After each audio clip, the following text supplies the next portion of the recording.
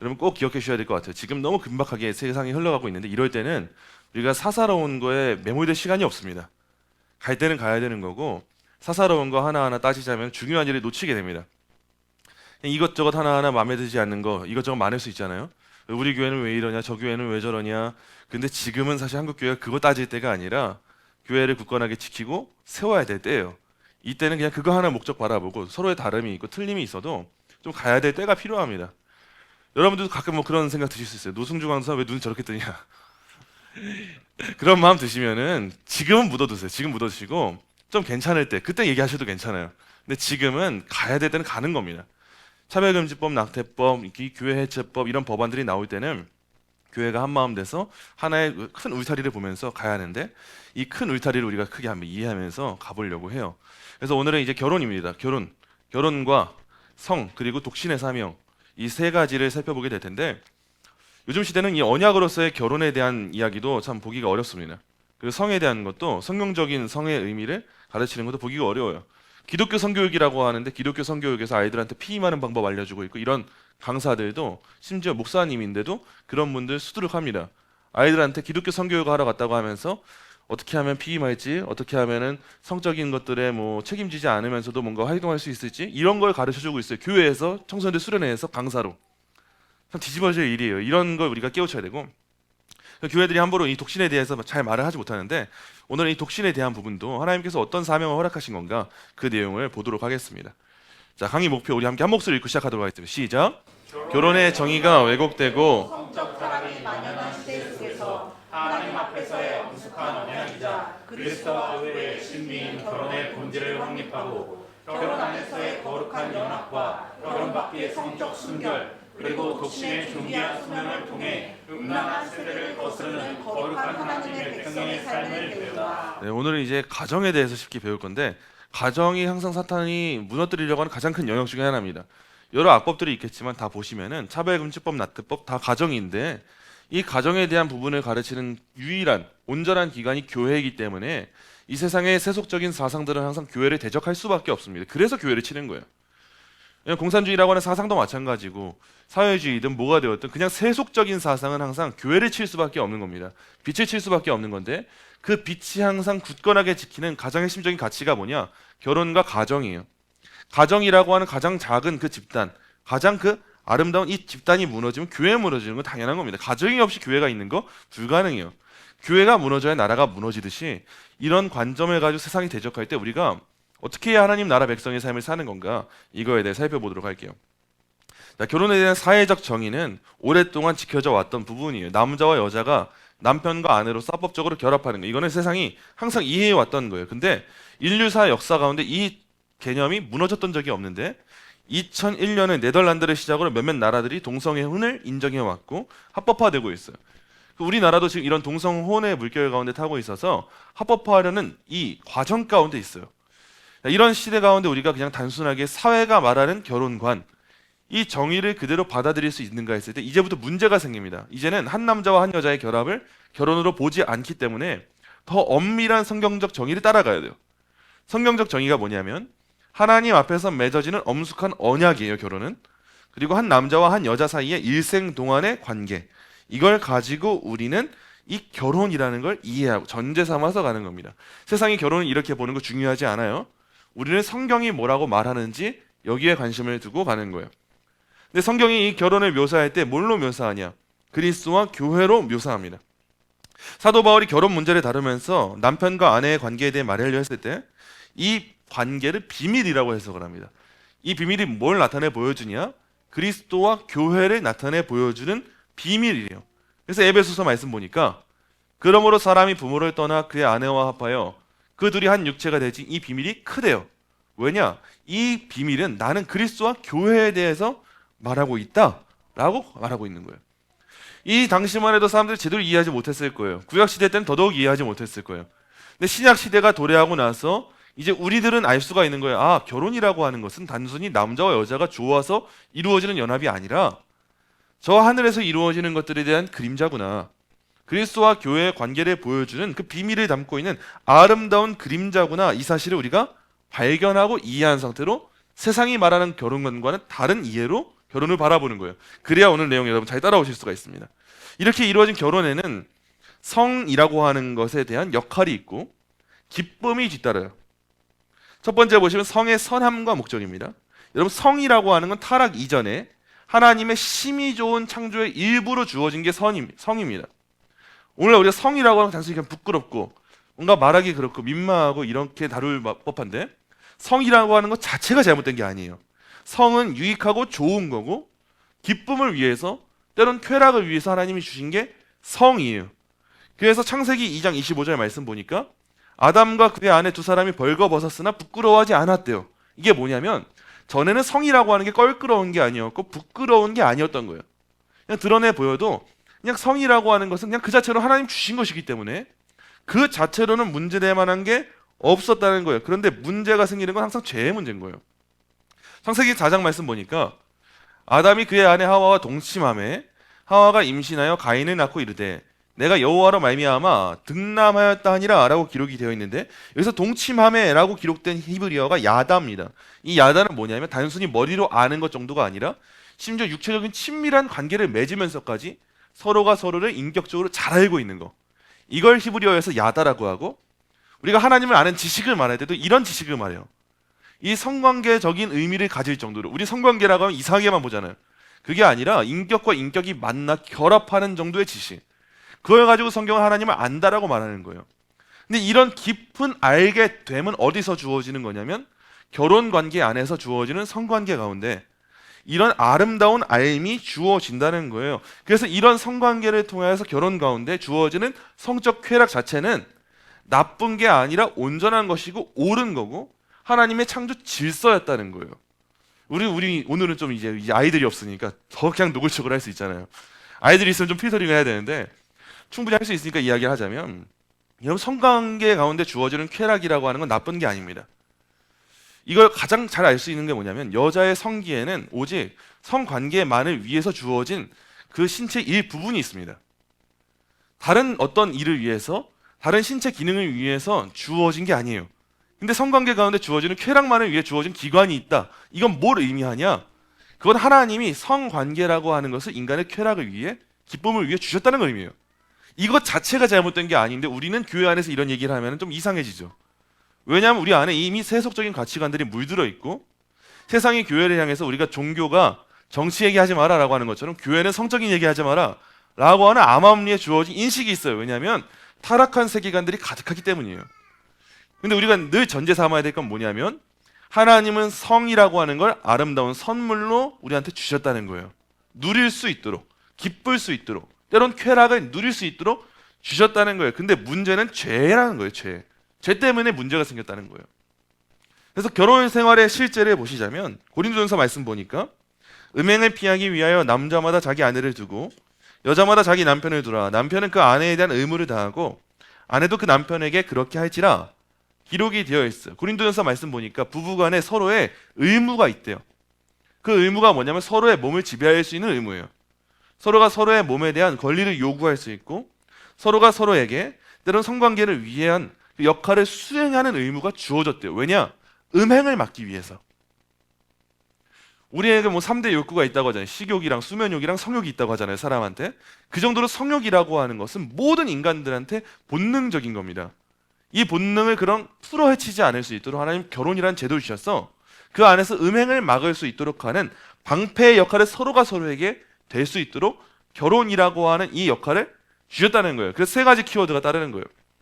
이런 결혼관계에 주어지는 성적인 유익들은 첫 번째 상호주권이에요. 서로가 서로한테 주어지는 주권 행사. 두 번째 영적 전쟁이에요. 죄를 짓지 않을 수 있도록 하는 방패 역할. 이를 통해서 거룩한 보호를 받게 되는 거. 이게 바로 결혼 생활에서 주어지는 실제 유익이라는 거예요. 근데 이제 이런 일들만 있으면 좋겠는데 그렇지 않잖아요. 결혼 밖의 성적 일탈과 윤리적 문제들이 발생하는 게 우리의 현실입니다. 첫 번째 문제는 이거예요. 간음. 간음은 언약의 파괴예요. 십계명에서도 간음하지 말라라고 기록이 되어 있는 이유가 뭐냐? 우리가 결혼을 하나님의 언약이라고 이해했던 것처럼 한 남자와 한 여자가 하나님 앞에서 언약 관계를 맺게 됐어요. 그럼 그 언약 관계에 온전히 이행하지 못하고 다른 사람을 사랑하거나 다른 사람과 성적인 관계를 맺는다 생각해 보세요. 인간적으로 볼 때는 서로가 서로에 대한 의무만 지지 않았다. 이렇게 이해되겠지만 하나님 편에서 볼 때 간음이라는 건 뭐냐? 하나님과의 언약 관계를 스스로 저버린 걸 의미합니다. 그렇기 때문에 하나님은 다른 죄보다도 이 성적인 죄를 굉장히 크게 보세요. 그뿐만이 아니에요. 이 간음의 죄가 생겨날 때 여러 가지 일들이 동시다발적으로 이루어져요. 첫 번째 뭐냐? 한 몸의 원리가 파괴됩니다. 부부가 결혼하는 걸 성경은 한 몸이 되었다라고 말해요. 근데 이 간음이라고 하는 행위는 한 몸의 원리를 파괴해서 한 몸이 아니라 두 몸, 세 몸이 되게 만들어요. 결혼에 대한 왜곡을 만들게 되는 게 간음이에요. 두 번째, 그리스도와 교회의 표상을 훼손합니다. 한 남자가 두 여자와 만난다 생각해 보세요. 예수님이 두 교회 따로따로를 만나십니까? 그게 아니잖아요. 한 교회가 두 예수님을 섬깁니까? 그게 아니잖아요. 근데 이 간음이라는 건 단순히 사람 마음에 상처를 주는 건 넘어서서 그리스도와 교회의 관계를 보여주는 아름다운 형상까지도 훼손시키는 큰 죄라는 거예요. 세 번째, 실제적인 거예요. 사생아와 출생이나 낙태를 수반하게 돼요. 다윗과 밧세바의 경우가 보여주듯이 간음은 흔히 한 아이의 출생으로 이어져요. 근데 이 아이는 자신의 부모 둘에 의해서 양육받기보다 편부모에 의해서 양육되는 경우가 훨씬 많습니다. 간음 가운데 출생된 아이들을 보세요. 흔히 연예인들 스캔들 가운데 불륜 가운데 나타난 아이들 보세요. 결국 엄마든 아빠든 한 명이 낳아 키우지 않아요? 과연 이게 온전한 가정을 우리 자녀들한테 주는 것인가 했을 때 그러지 못하다는 거예요. 이렇게라도 낳아 키우면 요즘엔 칭찬을 받아요. 우리 어린아이들, 청소년들 가운데 임신율이 굉장히 높아지고 있는데 심지어 이제는 낙태도 합법화하고 약물 낙태 도입하자고 하잖아요. 우리 아이들, 청소년들 요즘에 긴급 그 피임약을 들고 다닌대요. 몇 알씩. 이걸 학교에서 가르친다고 하고 있고 그걸 들고 다니고 있는데 이 피임약이 몸에 좋은 거겠습니까? 좋지 않은 거예요. 엄청 해로운 건데 이 부작용에 대해 설명하지 않고 피임하는 방법만 알려주고 있는 거예요. 이런 청소년들이 임신을 하게 되고 책임지지 못할 일을 하다 보니까 부모님이 어디 가겠습니까? 손잡고 산부인과 가죠. 손잡고 산부인과 가서 뭘 하겠습니까? 생명을 죽이겠죠. 이런 일들이 결혼 관계와 온전한 그 성관계에 대한 인식이 없을 때 나타나는 일이라는 거예요. 그렇기 때문에 결국 간음이라는 건 뭐하냐? 영적인 거 무너뜨리고요. 정서적인 거 무너뜨리고 심지어 육체적인 것까지도 무너뜨리는 하나님 앞에서의 큰 죄악이 된다는 거예요. 그렇기 때문에 성경에선 간음을 예방하기 위한 안전장치를 이야기하고 있어요. 첫 번째 뭐냐면 내적 경계예요. 예수님은 음욕을 품고 여자를 보는 자마다 마음에 이미 간음하였다라고 말씀하셨어요. 그냥 마음 자체를 가지고도 간음할 수 있대요. 그래서 잠언의 말씀 보니까 모든 지킬 만한 것 중에 더 내 마음에 지키라 기록이 되어 있어요. 이를 위해서 뭐가 필요하냐? 기도가 필요합니다. 계속 지속적으로 내가 거룩함을 향해서 깨어있을 수 있도록 기도하는 내면의 경계가 필요해요. 깨어있지 않으면 우리는 항상 넘어갈 수밖에 없어요. 이건 남자냐 여자냐의 문제가 아니라 누구든지 사람은 죄인이라면 그럴 수밖에 없어요. 둘째, 외적으로 경계해야 돼요. 내 의지력 과신할 필요가 없어요. 이건 과신하면 안 돼. 내 의지력은 이미 죄에 물들어 있어요. 그래서 요셉처럼 유혹의 자리를 물리적으로 피해버려야 돼요. 그냥 이게 가장 좋은 답이에요. 저는 세상 가운데 나가서 흔들리지 않을 자신이 있습니다. 이런 말하는 사람들 중에 세상에 나아가서 정말 흔들리지 않는 사람 저는 거의 못 봤습니다.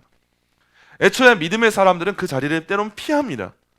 나한테 뭔가 죄 지을 수 있을 만한 거리가 있을 거면은 그 자리를 떠나버려요. 왜 굳이 죄 지을 수 있는 환경에 가서 그 가운데 나는 거룩하게 살겠습니다 이러겠어요. 그 자리를 떠나버리고 피하는 거예요. 요셉은 당장 도망쳤어요. 그 자리에 있으면 전 괜찮아 이게 아니라 나한테 유혹될 거리가 있다. 시스템적으로 딱 피해버렸다. 이거를 기억해야 돼요. 두 번째 볼게요.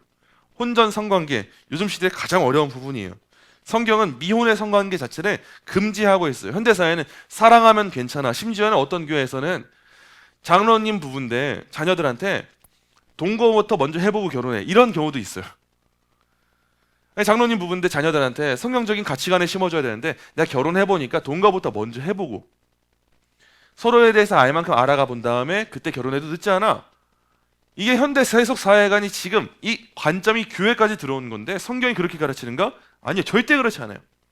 출애굽기 22장 말씀 우리 함께 한 목소리로 읽겠습니다. 시작. 사람이 약혼하지 아니한 처녀를 깨어 납폐금을 주고 아내로 삼을 것이요 만일 처녀의 아버지가 딸을 그에게 주기를 거절하면 그는 처녀에게 납폐금으로 돈을 내지니라. 아멘. 이 말씀은 약혼하지 않은 처녀와 동침한 남자가 반드시 납폐금을 내고 결혼해야 된다 규정하는 말씀이에요. 만약에 혼전 성관계가 도덕적으로 중립적이었다면 이런 배상과 강제 결혼은 필요하지가 않았을 거예요. 성경은 정확하게 혼전 성관계에 대해서 죄로 규정하고 있다는 겁니다. 고린도전서 말씀입니다. 6장 18절 말씀 우리 함께 한 목소리 읽겠습니다. 시작. 음행을 피하라. 사람이 범하는 죄마다 몸 밖에 있거니와 음행하는 자는 자기 몸의 죄를 범하느니라. 아멘. 그래서 음행으로 번역된 헬라어 포르네이아는 온갖 종류의 불법적인 관계를 말하는데 이 가운데 혼전 성관계가 포함이 되어 있는 개념이에요. 이 가운데 모든 불륜적인 것은 물론이거니와 혼전에 이루어지는 그 관계들까지도 다 포함해서 말하는 거예요. 그래서 고린도전서 말씀 또 다시 보니까 7장 2절과 9절이에요. 음행을 피하기 위하여 남자마다 자기 아내를 두고 여자마다 자기 남편을 두라. 만일 절제할 수 없거든 결혼하라. 정욕이 불같이 타는 것보다 결혼하는 것이 나으니라. 성경이 계속 뭘 보여주냐면 성욕 자체를 그냥 금하는 게 아니라 성욕이 정말 물 붓듯이 그냥 불 끓듯이 일어난다면 제도를 갖추라는 거예요. 그냥 성욕을 풀어헤치는 게 아니라 그냥 이곳저곳 성관계하고 다니는 게 아니라 그 성욕을 절제할 수 있는 합법적인 수단이라고 하는 결혼 제도권에 들어가라. 그 가운데에서만 온전한 성관계가 이루어질 수 있는 것이다 라고 하는 거 성경이 규정하며 이거 우리 다음 세대 명확하게 인지하고 있어야 돼요. 요즘 시대는 우리 다음 세대와 청년들이 이미 이 혼전 순결의 문제가 지켜지지 않은 청년들이 너무 많다고 해요. 근데 적어도 교회는 분명해요. 적어도 교회 안에서는 이미 죄를 지었던 거 이건 이전 것은 지나간 거예요. 거기에 매여서 죄책감에 휩싸일 필요가 없어요. 지나갔으되 우리는 명확해야 돼요. 적어도 우리는 혼전 순결주의자는 돼야 돼요. 혼전 순결 못 지킨 청년들 이미 수두룩하대요. 혼전 순결 못 지켰으면 이미 그건 지나가고 회개하고 떨쳐내고 지금부터라도 혼전 순결주의자가 되어야 돼요. 적어도 교회는 이걸 명확하게 말해야 됩니다. 이 부분에서 무너지면 당연하죠. 가정 문제 어떻게 해결되겠어요? 청년들이 혼전 순결 문제 명확하지 않은데 결혼했어요. 그럼 결혼하고 나서 다른 간음이나 이런 일들은 없겠습니까? 거기에 과연 죄책감이 있겠습니까? 수두룩할 수밖에 없죠. 간통죄도 폐지된 마당에 뭐가 두렵겠어요? 이 부분에 있어서 명확하지 않으면 무조건 넘어진다는 거예요. 혼전 순결은 억압이 아니에요. 축복을 위한 준비예요. 미국의 가족 심리학 저널의 연구에 따르니까 이런 결과가 나왔어요. 결혼할 때까지 성관계를 기다린 부부들은 혼전 성관계를 가진 부부들보다 관계 만족도가 20%가 더 높았대요. 그리고 성생활의 질에서는 15%가 더 높았대요. 그 부부간의 소통에서는 12%가 더 높았음을 발견할 수가 있대요. 이건 뭘 말하냐? 하나님의 시스템 자체가 세상의 시스템과 비교할 때 떨어지는 게 아니라 더 아름다운 복을 주는 시스템이라는 거예요. 우리가 보기에 주일 성수 똑바로 지키면 세상에서 실패할 것 같은데 아니요. 더 복을 주는 시스템인 거예요. 부모 공경하면 실패하는 시스템인 것 같은데 아니요. 더 복을 받는 시스템인 거예요. 장수한다고 말씀하시잖아요. 우리가 보기에 세상에서 스펙 쌓고 일하는 게 더 중요할 것 같은데 교회 나와서 기도하고 말씀 보고 있으면 지는 것 같은데 아니요. 그러지 않아요. 성경이 말하는 진정한 복이 있습니다. 그 기복신앙, 진짜 기복신앙을 우리가 가질 수 있어야 돼요. 이 성관계, 성에 대한 부분도 명확하다는 거예요. 성경의 명령은 우리를 얽매기 위함이 아니라 더욱더 풍성하게 만드는 기초석이라는 거예요. 이런 관점 가지고 우리 자녀들에게 여러분 꼭 계속해서 강조하셔야 돼요. 세상은 더 많은 시간 주입교육합니다. 더 많은 시간 동안 괜찮아 누려도 돼 너 마음대로 쾌락을 누려 이렇게 말할 때 적어도 우리들은 아니야 하나님은 그렇게 말씀하지 않으셨어. 오직 결혼관계 안에서만 순결한 성을 누릴 수 있는 거야. 그 안에서 누리는 성이야말로 진정한 복과 평안이야 라고 하는 관점을 심어줄 필요가 있어요.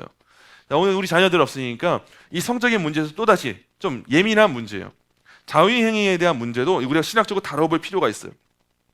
기독교 저술가들은 이 자위행위에 대한 문제에 있어서 크게 두 가지 견해로 나뉩니다. 첫 번째는 뭐냐면 이 자위는 언제나 잘못된 것이다 라고 하는 관점이에요. 이런 견해 굉장히 많습니다. 자위는 본질적으로 하나님의 설계를 벗어났다. 결혼관계에 속하지 않은 행위이기 때문에 본질적으로 벗어난 거여서 옳지 않다. 이런 입장이에요.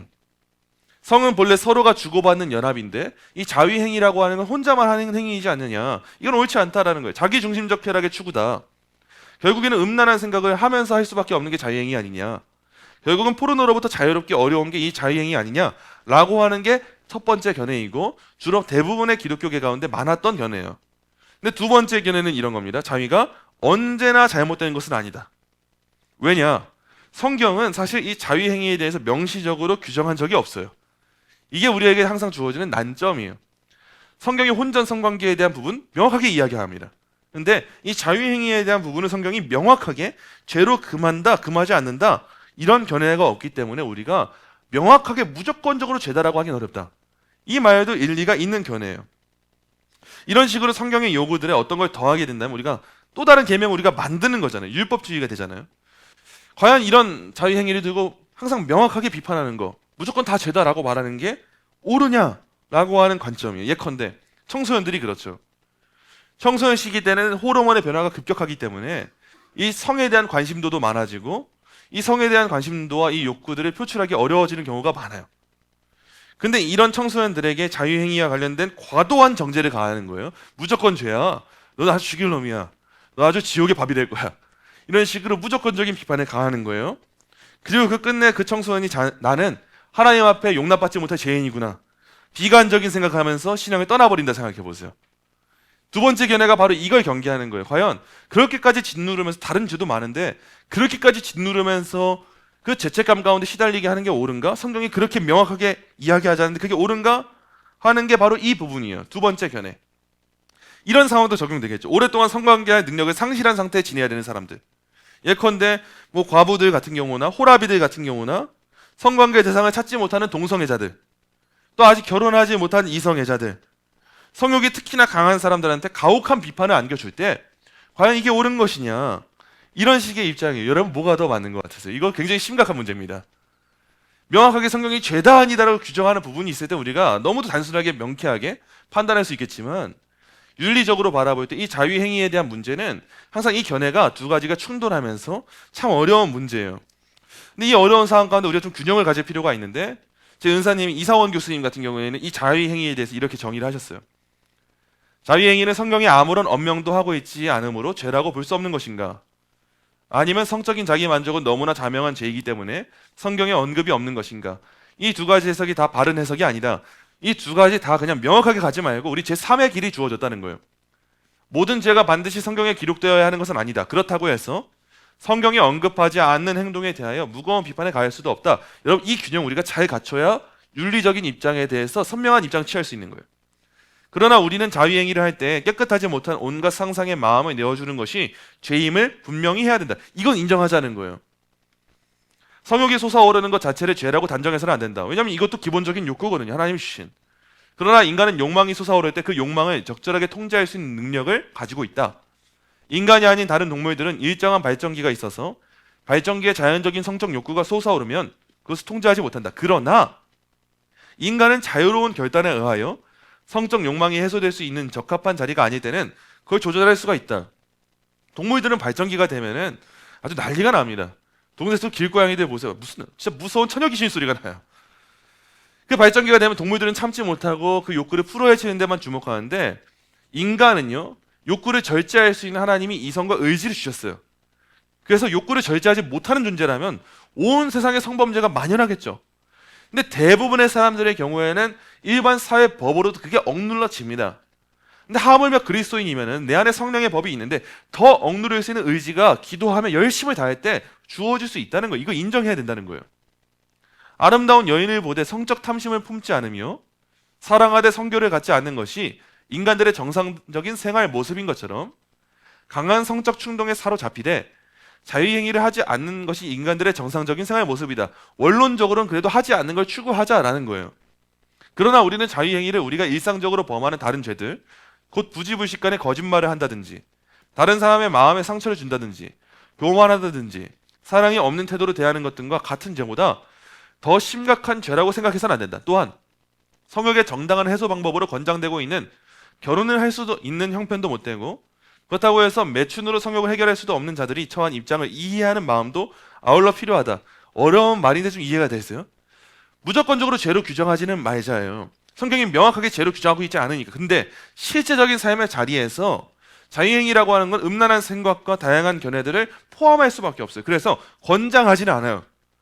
대신에 자유행위를 할 수밖에 없는 사람들이 있다는 것에 대해서는 우리가 여유로운 입장을 좀 취하고 너무 지나친 정죄의식과 비판의식에 사로잡히지는 말자.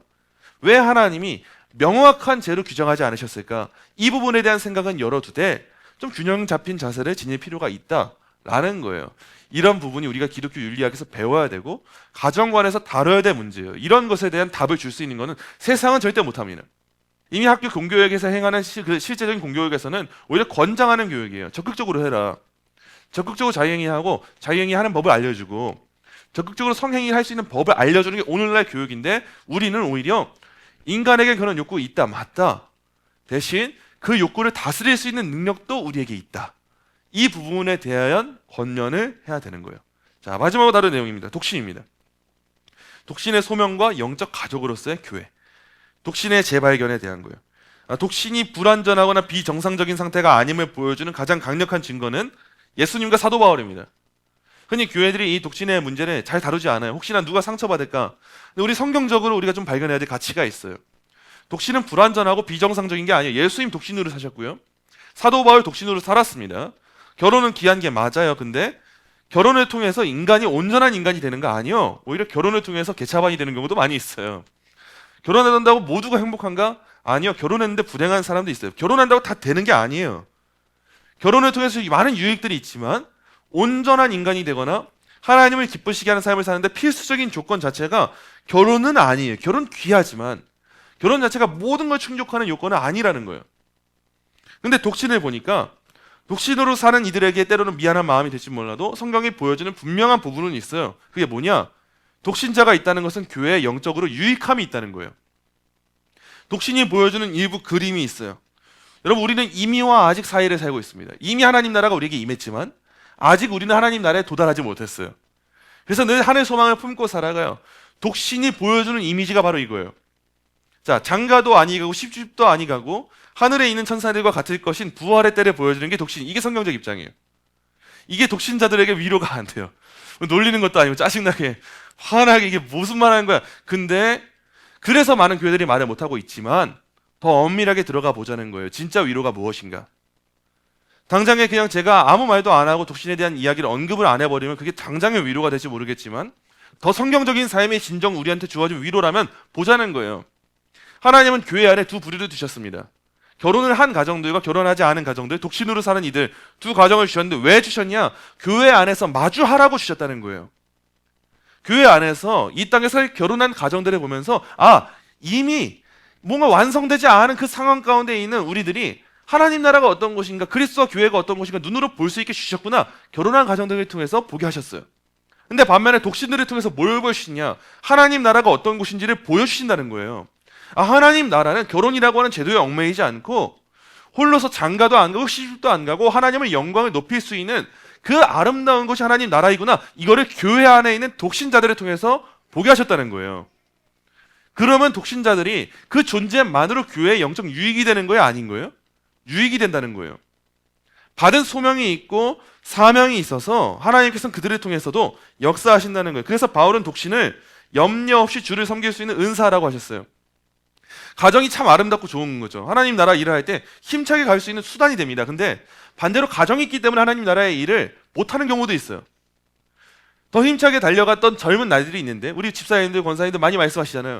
청년의 때 정말 열심히 하나님 나라 섬기고 뜨겁게 기도하고 찬양했던 기억이 있는데 결혼하고 가정을 꾸리고 생계를 책임지고 아이를 양육하다 보니까 이 시간적으로도 육체적으로도 여유가 없어서 저 그전처럼 교회를 섬기지 못합니다. 이거 사실입니다. 결혼이 너무 좋은 거고 아름다운 건데 결혼은 분명히 솔로로 지낼 때보다는 많은 시간을 빼앗길 수밖에 없고 체력을 쏟을 수밖에 없어요. 이 말이 뭐냐? 독신으로 살아가는 사람들은 더 많은 역할을 감당하고 하나님 나라를 위해 쓸 수 있는 그 시간과 은사를 하나님이 주셨다는 거예요. 그래서 사도 바울이 그런 경우죠. 그래서 수많은 선교사님들을 보세요. 선교사님들을 보면 유독 독신이 많습니다. 이 가족이라고 하는 울타리 가운데 그 아프리카 외지에 가서 위험을 무릅쓰고 선교하는 게 쉽지 않아요. 근데 선교사님들 경우에는 홀로 사시는 선교사님들 같은 경우에는 두려움 없이 섬기시는 분들 많습니다. 하나님이 그 시간을 주셨다는 거예요. 제가 우리 강의 시에 자주 언급하던 헤르만 바빙크도요. 결혼을 50살쯤 했어요. 그러니까 신학적으로 뛰어난 거장이 됐지. 일찍 결혼하고 연구했잖아요. 그러면 아마 지금만큼의 거장은 못했을 거예요. 그러니까 독신으로 산다는 건 굉장히 위로일 수도 있고 은사예요.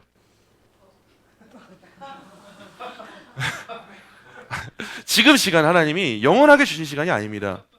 영원하게 주신 시간이 아니고 하나님이 지금이라는 시간을 왜 여유를 주셨을까? 우리 그냥 그렇게 생각하자는 거예요. 왜 나 이렇게 외롭게 있지가 아니라 하나님이 분명 나한테 섬길 수 있는 시간을 주신 시간이다. 지금 아니면 안 되기 때문에 염려 없이 주를 섬길 수 있는 시간 하나님이 주셨다. 그래서 실제로 그 원주민들을 섬겼던 유명한 선교사님이 있어요. 그 조나단 에드워즈라고 하는 신학자가 굉장히 존경했던 데이비드 브레이너드라고 하는 이 선교사님도 있고 존 스토트라고 하는 목회적 거장도 있는데 이런 믿음의 거장들은 독신이기 때문에 가능한 헌신으로 하나님 나라를 확장시켰어요. 그렇기 때문에 원하든 원치 않든 독신이 된 분들은 하나님이 나한테 그 사명을 주셨구나, 이런 관점으로 독신을 이해해야 돼요. 예수님이 이런 삶을 사는 사람들한테 큰 상을 약속하셨습니다. 마가복음 말씀 우리 함께 한 목소리 읽겠습니다. 시작. 예수께서 이르시되 내가 진실로 너희에게 이르노니 나와 복음을 위하여 집이나 형제나 자매나 어머니나 아버지나 자식이나 전토를 벌인 자는 현세에서 집과 형제와 자매와 어머니와 자식과 전토를 백날 받되 박해를 경하여 받고 내세의 영생을 받지 못할 자가 없느니라. 아멘. 그렇기 때문에 우리 이 독신이라고 하는 건 기독교 안에서 해석될 때는 부끄러운 일이 아닙니다. 하나님이 주신 사명의 영역이고 순종의 영역이고 아름다운 영역이고 은사와 소명을 발견하는 자리예요. 그래서 하나님은 교회 가운데 결혼한 사람들을 통해서도 일하시지만 독신자들을 통해서도 귀한 일을 이루고 계신다, 이런 관점을 가지는 게 성경적 시각이라고 할 수가 있어요. 근데 그럼에도 불구하고 쉽지는 않습니다. 이 길을 살아간다는 것이. 독신으로 살아간다는 것은 굉장히 외롭기도 하고 지치기도 해요. 가장 큰 결핍감 중 하나는 자녀가 없다, 없을 수 있다, 이런 것이 가장 큰 결핍 중 하나입니다. 그러나 꼭 이 사실을 기억해야 돼요. 신약 시대에는 하나님의 백성들이 어떻게 확장되는가 보니까 구약 시대는 족장들을 통해서 실제적인 육체를 통해서 자녀가 확장됐어요. 하나님 나라의 백성이. 근데 신약 시대의 하나님 나라의 백성은 육체적인 것을 통해서 확장되는 개념이 아니에요. 신약 시대의 하나님 나라와 교회는 뭡니까? 교회를 통해, 영적 수단을 통해서 확장되는 게 신약 시대의 확장이었어요. 그래서 구약은 아브라함의 혈통이 있는 것이 굉장히 중요했어요. 근데 신약 시대에 보니까 육신의 자녀가 하나님의 자녀가 아니요라고 하는 말씀 자체가 등장을 합니다. 그래서 바울이 디모데에게 믿음 안에서 참 아들이다라고 하는 말을 사용해요. 그리고 바울이 고린도 교인들에게 내가 너희를 복음으로써 낳았다라고 이야기를 합니다. 그러나 그럼에도 불구하고 머리는 알지만 실제적인 외로움이 따라오는 거, 이건 사실 어려운 문제고 인간 실존의 문제예요. 그러므로 항상 교회는 확대 가족이어야 된다 라고 하는 관점을 우리 모든 성도들이 가지고 있어야 돼요. 교회는 우리 육신의 가정도 중요하지만 때론 육신의 가정이 없는 지체들도 있다면 그들까지도 우리가 함께 육신을 뛰어넘는 영적 가족이다라고 하는 관점을 가지고 진정한 가정관으로 뭉치는 공동체가 바로 이 교회여야 되는 거예요. 그때 이 교회는 결혼한 사람들과 독신자들 모두가 누리게 되는 영적인 생산적인 일들을 감당하게 된다라는 거예요. 이게 바로 독신에 대한 성경적 교훈이에요. 자, 마무리 맺도록 하겠습니다. 자, 여러분, 결혼이라고 하는 것은 기독교인만의 전유물이 아니에요. 세상도 하고 다 합니다. 그런데 세상이 너무 악한 길로 가고 있기 때문에 우리는 이제 일종의 가이드라인이 있어야 되는데 세 가지 권면으로 마치려고 해요. 첫째, 기혼자들에게 권면합니다. 여러분의 결혼이 하나님 앞에서의 언약임을 기억하셔야 돼요. 배우자와의 성적 친밀감을 회복해야 되고 가정을 지키고 그리스도와 교회의 사랑을 세상에 보여주셔야 돼요. 그래서 적어도 우리 교회 안에서 기혼자들에게 가장 권면하는 말은 뭐냐? 서로가 서로의 유혹을 가늠하지 않아야 돼요. 어찌되었든 간에 서로가 서로의 연약한 모습을 보였을 때 그때 하나님이 왜 나를 이 자리에 부르셨을까? 그 연약함을 타도하라고, 이게 아니라 그 자리를 채우라고 하신 거예요. 그게 성경적 가정관이에요. 상호 보완주의, 상보주의가 바로 이거예요. 여기에 빠지지 않으면 그게 페미니즘이 되는 거고 남성 우월주의가 되는 겁니다. 성경은 거기로 가라고 한 적이 없어요. 귀한 언약이고 하나님의 약속이고 누리게 하신 게 있다. 그럼 회복하는 게 우선이고 우리의 결혼관을 통해서 청년들의 이 비출산 문제, 저출산 문제가 해결이 돼야 돼요. 청년들이 우리 집사님들 가정을 보면서 와, 나도 결혼하고 싶다, 이런 마음이 들어야 되고 청년들이 집사님들 가정을 보면서 와, 나도 애 낳고 싶다, 이런 마음이 드는 거, 이게 좋은 길로 가고 있다는 증거가 될 거예요. 자, 둘째입니다. 미혼 청년들에게 권면하는 내용이에요. 세상의 풍조를 따르지 말고 거룩한 순결을 지켜야 돼요. 결혼을 두려워하지 말고 믿음의 가정을 이루기를 적극적으로 소망하며 준비해야 돼요. 세상은 세상의 다양한 원리들을 내세울 겁니다. 이것도 있어야 되고 저것도 있어야 되고 이게 막혔고 저기가 막혔고 이 사람 좀 알아보기도 해야 되고 때로 먼저 동거도 해봐야 된다고 말하고 다양한 가치관들이 있는데 우리는 하나님 앞에서의 가치관을 가지고만 살아가면 됩니다. 하나님이 원하시는 가치관을 가지고 하나님이 결혼을 요구하신다면, 원하신다면 결혼하면 되는 거예요. 아멘하고 순종하고. 그럼 하나님이 또한 복 주시고 인도해 가시는 과정을 마주하면서 그 가운데 주어진 축복을 누리면 되는 거예요. 마지막 셋째입니다. 독신자들에게 권면한 내용이에요. 여러분의 삶은 결핍된 삶이 아니에요. 이거는 세상이 주는 메시지고 사탄이 속삭이는 소리예요. 절대 그거는 외로운 삶이 아니에요. 하나님 나라를 보여준 영광스러운 소명자의 삶입니다. 또한 영적 자녀를 낳는 일에 귀하게 쓰임받는 일이에요. 이미 육적 자녀가 있는 사람들은 영적 자녀를 돌보는 여유가 없습니다. 많이 부족해요. 현실적으로 부족할 수밖에 없어요. 그런데 독신자로 살아가는 사람들은 더욱 열심을 다하여서 영적 자녀를 낳을 수가 있어요. 제가 알기로 과거에 우리 김희성 사님께서 독신자로 살기로 한번 결단하셨던 적이 있었어요. 그때 믿음으로 결단하셨던 내용이 나는 다음 세대의 아버지가 되겠다. 그래서 별명이 다버지였어요. 다음 세대 아버지. 그 마인드가 지금은 독신자가 아니시잖아요. 근데 그 마인드가 현재를 하나님이 독신자의 삶을 주신 분들에게 필요한 마인드예요. 하나님 나한테 왜 지금 당장 육적 자녀가 없이 왜 홀로 있는 시간 주셨을까? 나한테 맡기신 영적 생산, 영적 출산, 바울이 디모데를 보면서 내 참아들이다 말했던 것 같은 그런 생산의 일이 나한테 지금 주어진 것이구나. 그렇기 때문에 절대 이게 세상에서는 우리가 고개 숙여지고 명절마다 가족집 못 가겠고 이래도 교회에선 그럴 필요가 없어요. 교회에서만큼은 귀한 일에 쓰임 받고 계시군요. 정말 아름다운 하나님 나라 확장을 위해서 쓰임 받고 계시군요. 오히려 존경받아 마땅한 그 입장에 있다는 거, 이거를 기억하시면 좋을 것 같아요. 그래서 우리 교회부터 먼저 이 가정관이 회복돼야 됩니다. 차별금지법 반대 열심히 할 거예요. 열심히 하지만 중요한 건 뭐냐? 우리 안에서의 있는 성적인 문제들이 해결돼야 돼요. 세상의 성적인 문제를 해결하기 위해서 비판만 하면 의미가 없습니다. 비판만 하고 썩어 빠진 거 비판한다고 도려낸다고 끝이 아니라 더 좋은 걸 만들어줘야 돼요. 그래서 오믈렛 이론이라고 하는데 이걸 생각해 보세요. 세상이 이미 썩은 달걀을 가지고 오믈렛을 만들었어요. 그래서 오믈렛이 썩었어요, 맛이. 그럼 우리는 흔히 뭘 하냐? 한 입 먹고 아이 퇴 썩어 빠졌네 못 먹겠다. 그러고서 악플을 달아요. 이게 흔히 많은 기독교인들이 현재 하고 있는 일이에요.